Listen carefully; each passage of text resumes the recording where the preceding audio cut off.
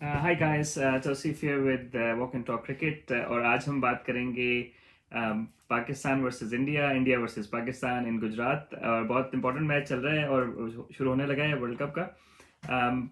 India team India is favourites going into this game.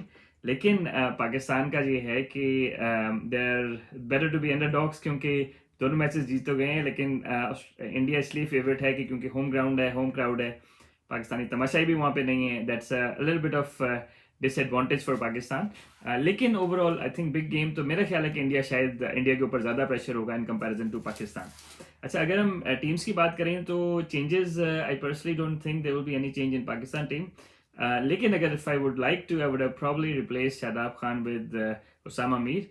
Usama Mir जो है वो डिफरेंट ट्रेजेक्टरी से बॉल करते हैं, और शादाब खान को मेरे ख्याल एक दो मैचेस में रेस्ट चाहिए ताकि he can think about his game and come back stronger in the following games.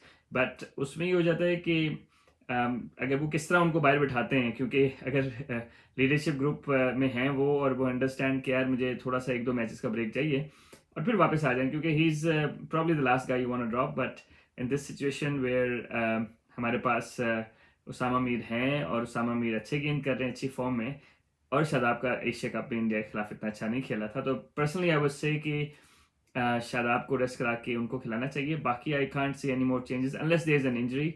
Shaheen थोड़ा सा इंजरी क्लाउड था, तो फिर वो एक ही बंदा है पीछे, Mohammad Wasim junior fast bowler हैं, तो शायद वो आ जाए उनकी जगह। लेकिन आई रियली होप कि शाहीन प्लेस।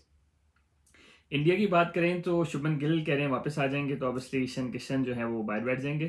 और नंबर 8 पे कौन खेलेगा, शार्दुल ठाकुर या फिर क्या कहते हैं, अश्विन। पर्सनली अगर मेरी ओपिनियन हो तो I would play Ashwin, because he can create chances out of nowhere, he can bowl at any surface. Specially Pakistani batsman strike rotate करने में स्ट्रगल करते हैं, तो I think he could be a very very difficult bowler to deal with, specially with all his variations, angles and pace. अब अगर उनको खिलाते हैं तो India will probably have to play with two front line fast bowlers, which means that they probably have to rely on Hardik Pandya. Now Hardik Pandya hasn't been in the best of form with the ball, तो उसमें ये है कि हार्दिक पांड्या अगर तीसरा medium pacer है तो he probably won't ball more than 5। तो विच मीन्स के तीन स्पिनर तो आपके पास ऑलरेडी हैं, जडेजा और कुलदीप यादव और अश्विन। तो let's see how it goes. कहा जाता है कि मीडियम पेसर्स को ज़्यादा सपोर्ट करती है ये विकेट, बट 40% विकेट स्पिनर्स ने लिए हुए हैं इस विकेट पे, इस ग्राउंड में, और 60% फास्ट बॉलर्स ने। If you are playing with 3 fast bowlers 2 spinners, that's a ratio, तो I don't think that's something extraordinary. एक और चीज़ है जो कहते हैं कि यार इस विकेट में मीडियम पेसर्स को थोड़ी सपोर्ट मिलती है। I think that probably is in the second innings, क्योंकि थोड़ा सा गेंद स्किट करेगा, पेस ज़्यादा मिलेगी, and eight the same time मेरा ख्याल है कि वो बैट पे बॉल भी बेहतर आएगा। अच्छा, अब अगर दोनों टीमों का कंपैरिजन करें तो आई थिंक कि इंडिया डेफिनेटली, सिराज भी अच्छी फॉर्म में हैं, बुमराह तो हैं ही, तो both their medium pacer in good form. Pakistan के हसन अली आए हैं, Hasan Ali has been leaking runs but taking wickets. On the other hand Shaheen Shah Afridi हैं, वो बेस्ट ऑफ फॉर्म में नहीं है पिछले मैचेस में, थोड़ा सा इंजरी क्लाउड भी है। सेकेंडली ये कि फ्रंट नहीं थोड़ा सा बेंड हो रहा है, उनकी रिलीज थोड़ी सी नीचे आ गई है, और पेस बहुत नीचे आ गई है। और स्विंग जो था उनका, मैजिक स्विंग नहीं हुआ पिछले एक दो मैचों में, लेकिन he might come back strong against India. Big big match, big player, you never know. Haris Rauf भी रन्स लीक किए हैं शुरू में, लेकिन Pakistan has been really good at the death. तो अगर इंडिया को हम 40 ओवर में अगर वो पहले बैटिंग करते हैं, तो if they keep run under 220, then I don't think India can win from there if they're batting first, because under 300 Pakistan should comfortably chase the batting they have. अच्छा, there are questions around Pakistan की अगर batting की बात करें तो there are questions around Imam ul Haq, कि इमाम उल हक को नहीं खिलाएं, या एक ही तरह आउट हो रहे हैं 5 मैचों में, 7 में से 5 मैचों में शॉर्ट बॉल पे आउट हुए हैं। तो माई 2 सेंट्स ऑन दैट वो ये है कि इमाम उल हक बेसिकली ड्राइव बहुत अच्छा कर रहे हैं, so his timing is fine. only the thing with the short balls is like he should learn to leave them, especially last match में 5वें 6ठे विकेट पे बॉल था और वो उसको पुल मार गए, हालांकि रैप खेल सकते थे। तो आई थिंक कि Pakistan batsman in general, India will ball lot of bouncers, so either ramp the ball और लीव इट, क्योंकि जो खड़ा बॉल है, मतलब between head and shoulders slow bouncer या क्रॉस क्रॉस सीम बाउंसर, वो कभी तेज आता है कभी स्लो आता है, ठीक है, so you don't know the pace of it. तो उसमें टॉप एज लगने का बहुत ज़्यादा चांस है, स्पेशली इमामुल हक हु उनके हाथ बहुत लो हैं। लो बॉल के साथ अगर ऊंचा बॉल खेलेंगे तो खड़ा होने का बहुत चांस है, unless you are playing a pickup shot. तो ये पिकअप शॉट भी नहीं खेल रहे हैं, उसको हुक करने की कोशिश कर, नीचे से ऊपर जा रहे हैं और बैट का फेस भी क्लोज कर रहे हैं, which is practically impossible on these tracks, right. तो मेरा ख्याल है कि इमामुल हक अगर शॉर्ट बॉल को छोड़ दें और ना खेलें, या रैम्प खेलें और पुल ना खेलें या हुक ना खेलें, तो he can score. I genuinely believe that he can actually score big today, and I'm expecting 100 from him. If he's disciplined and not just negotiating the short ball, क्योंकि short ball दो ही करा सकते हैं ना एक ओवर में ज़्यादा से ज़्यादा, बाकी 4 बॉल तो आगे ही करने हैं। तो if he plays by the percentages, I think he will score runs. Babar Azam has been out of form from Pakistan's perspective. Just recently उन्होंने नेपाल के खिलाफ रन्स किए, उसके बाद रन्स नहीं किए। अच्छा, बाबर आजम का भी यही चीज़ है कि बाबर आजम थोड़ी सी जो है वो अब technically Babar Azam is slightly out of form technically. Imam-ul Haq नहीं है अगर आगे की गेंद बात करें, क्योंकि बाबर आजम जो है वो कवर ड्राइव बहुत अच्छा खेलते हैं एज वी ऑल नो। तो उनका जो है his head is outside off stump, ठीक है, even to the bowlers coming around the wicket या over the wicket, left armers coming over the wicket. अब उसमें ये हो गया है कि गेंद लास्ट मैच में पिच हुआ था, मतलब लेग स्टंप से छठे स्टंप पे बॉल था, इनका सर ऑफ स्टंप से बाहर था, ठीक है, लेग साइड पे बॉल था छठे स्टंप पे, लेग साइड से भी 2 स्टंप्स बाहर, 3 स्टंप्स बाहर, और उनका सर था ऑफ स्टंप के बाहर। तो उसमें ये हो गया कि जहां से बॉलर आ रहा होता है आपका सर उस तरफ जाएगा तो बैलेंस बेहतर होगा।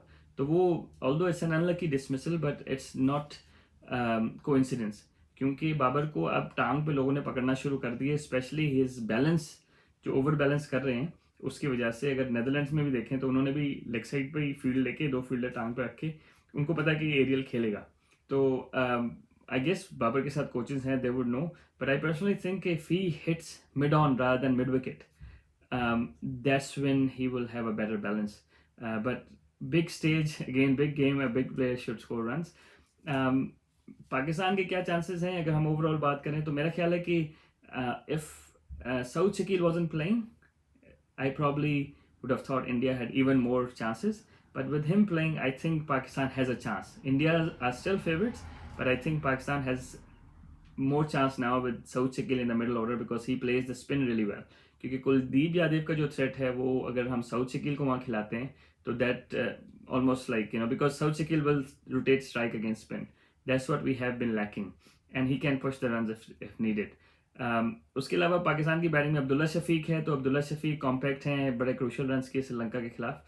आई थिंक कि अगेन स्लाइटली लो हैंड्स प्लेयर, तो खेलते तो बहुत अच्छे हैं माशाल्लाह, पिछले मैच में अच्छा खेले, मुझे लगता है कि शायद वो शॉर्ट बॉल पे पकड़े जाएं, लेकिन coming from a century so he would be in good form. Overall अगर हम इसको सम अप करें तो पाकिस्तान का जो बेस्ट बैट्समैन कौन होगा, तो टॉप ऑर्डर में ऑब्वियसली रिजवान रन्स कर रहे हैं, बट आई थिंक इमाम विल स्कोर रन्स टुडे।